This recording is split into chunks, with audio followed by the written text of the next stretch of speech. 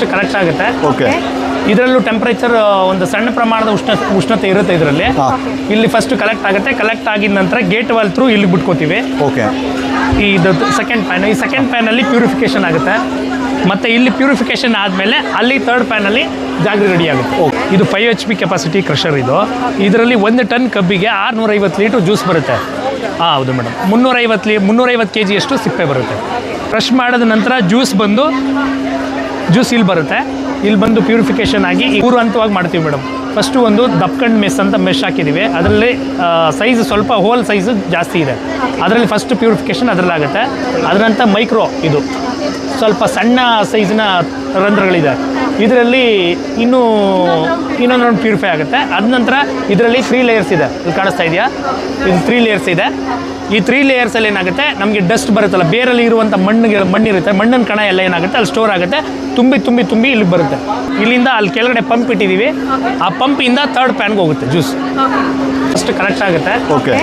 ಇದರಲ್ಲೂ ಟೆಂಪರೇಚರ್ ಒಂದು ಸಣ್ಣ ಪ್ರಮಾಣದ ಉಷ್ಣತೆ ಇರುತ್ತೆ ಇದರಲ್ಲಿ. ಇಲ್ಲಿ ಫಸ್ಟ್ ಕಲೆಕ್ಟ್ ಆಗುತ್ತೆ. ಕಲೆಕ್ಟ್ ಆಗಿದ ನಂತರ ಗೇಟ್ ವಾಲ್ ಥ್ರೂ ಇಲ್ಲಿ ಬಿಟ್ಕೋತೀವಿ. ಓಕೆ. ಇದು ಸೆಕೆಂಡ್ ಪ್ಯಾನ್. ಈ ಸೆಕೆಂಡ್ ಪ್ಯಾನಲ್ಲಿ ಪ್ಯೂರಿಫಿಕೇಶನ್ ಆಗುತ್ತೆ. ಮತ್ತು ಇಲ್ಲಿ ಪ್ಯೂರಿಫಿಕೇಶನ್ ಆದಮೇಲೆ ಅಲ್ಲಿ ಥರ್ಡ್ ಪ್ಯಾನಲ್ಲಿ ಜಾಗರಿ ರೆಡಿ ಆಗುತ್ತೆ. ಓಕೆ.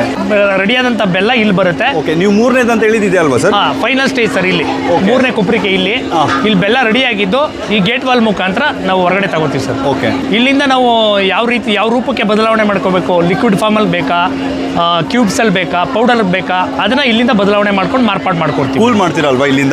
ಕೂಲಿಂಗ್ ಪ್ಯಾನ್ ತಗೋತೀವಿ ಸರ್. ಫಸ್ಟ್ ಕೂಲಿಂಗ್ ಪ್ಯಾನ್ ತಗೊಂಡು ಆನಂತರ ಅದನ್ನ ಮಾರ್ಪಾಡು ಮಾಡ್ಕೊಡ್ತೀವಿ. ಓಕೆ. ಅಲ್ಲಿ ಇವಾಗ ಇದಾಗಿರ್ತಾರೋ ಸರ್, ಅದು ಲಿಕ್ವಿಡ್ ಫಾರ್ಮಲ್ಲಿ ಮಾಡಿದ್ದೀವಿ ಸರ್. ಓಕೆ. ಇಲ್ಲಿ ನಮಗೆ ಎಕ್ವಿಪ್ಮೆಂಟ್ಸ್ ಕಮ್ಮಿ ಇದೆ, ಆಮೇಲೆ ಕೂಲಿಂಗ್ ಪ್ಯಾನ್ ಇಲ್ಲ. ಅದರಿಂದಾಗಿ ನಾವು ಲಿಕ್ವಿಡ್ ಜಾಗರಿ ಮಾಡಿಕೊಂಡು ಸೇಲ್ ಕೊಡ್ತಾ ಇದೀವಿ. ಮತ್ತೆ ನಮ್ಮದೇ ಪೌಡರ್ ಜಾಗರಿ ಇದೆ ಸರ್. ಸರ್ ಇಲ್ಲಿ ಮಂಡ್ಯ ಬೆಲ್ಲದ ಪುಡಿ ಅಂತ ನಾವು ಬ್ರ್ಯಾಂಡ್ ಕೆಳಗಡೆ ಹಾಕಿದೀವಿ. ಏನಕ್ಕೆ ಅಂತಂದ್ರೆ ಈಗ ನಮ್ಮಲ್ಲಿ ಸಕ್ಕರೆ ಹಾಕಿ ಮಾಡೋರು, ಆ ಥರ ಕೆಟ್ಟದಾಗಿ ಬೆಲ್ಲ ಮಾಡೋರು, ಹಂಗೆ ಹಿಂಗೆ ಅಂತ ತುಂಬ ಅಡ್ವರ್ಟೈಸ್ ಆಗಿದೆ ಮೀಡಿಯಾದಲ್ಲಿ. ನಾವು ಶುದ್ಧವಾಗಿ ಮಾಡ್ತೀವಿ, ಖಂಡಿತವಾಗಿ ಶುದ್ಧವಾಗಿ ಮಾಡೋರು ಇದ್ದಾರೆ ಅಂತ ಗುರ್ಚ್ಕೊಳ್ಳೋಕೆ ಸಲುವಾಗಿ ಮಂಡ್ಯ ಬೆಲ್ಲದ ಪುಡಿ ಅಂತ ಇದನ್ನ ಗ್ಯಾರಂಟಿ ಕೊಡೋಕೆ ಸಲುವಾಗಿ ಹಾಕಿದೀವಿ ಸರ್. ಮಂಡ್ಯದಲ್ಲಿ ಶುದ್ಧವಾದ ಬೆಲ್ಲ ರೆಡಿ ಆಗುತ್ತೆ. ದಯಮಾಡಿ ಮಂಡ್ಯ ಬೆಲ್ಲನ ಬಳಸಿ ಅಂತ ಈ ಮುಖಾಂತರ ನಿಮ್ಮಲ್ಲಿ ಕೇಳ್ಕೊತೀನಿ ಸರ್. ಎಲ್ಲ ಜನರಲ್ಲೂ ಕೇಳ್ಕೊತೀನಿ. ಖಂಡಿತವಾಗಿ ಮಂಡ್ಯ ಬೆಲ್ಲನ ತಿನ್ನಿ. ಹೊರಗಡೆಯಿಂದ ಕಲುಷಿತವಾಗುವಂಥ ಬೆಲ್ಲನ ದಯವಿಟ್ಟು ಬಳಸಬೇಡಿ. ನಮ್ಮ ಮಂಡ್ಯದಲ್ಲಿ ಶುದ್ಧವಾದ ಬೆಲ್ಲ ತಯಾರಾಗೋ ಜಾಗಗಳಿದೆ, ಹುಡಿಕೊಂಡು ದಯಮಾಡಿ ಖಂಡಿತವಾಗಿ ಬಳಸಿ ಸರ್. ಸರ್, ನಿಮ್ಮನ್ನು ಕಾಂಟ್ಯಾಕ್ಟ್ ಮಾಡಬೇಕಂದ್ರೆ ಇವಾಗ ರೈತರಾಗಲಿ ಅಥವಾ ಮಿಷನರಿ ತೊಗೊಳಕ್ಕಾಗಲಿ ಅಥವಾ ಬೆಲ್ಲ ತೊಗೊಳಕ್ಕಾಗಲಿ ಯಾವ ನಂಬರ್ ಕಾಂಟ್ಯಾಕ್ಟ್ ಮಾಡಬೇಕು ಸರ್? ಸರ್, ನನ್ನ ನಂಬರ್ನ ತಗೊಳ್ಳಿ. 9880040168. ಕನ್ನಡದಲ್ಲಿ ಒಂದ್ಸಲ ಹೇಳ್ಬಿಡಿ ಸರ್.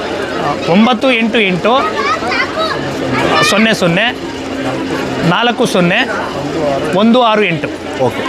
ಸೊ ಏನಾದರೂ ಬೇಕಿದ್ರೆ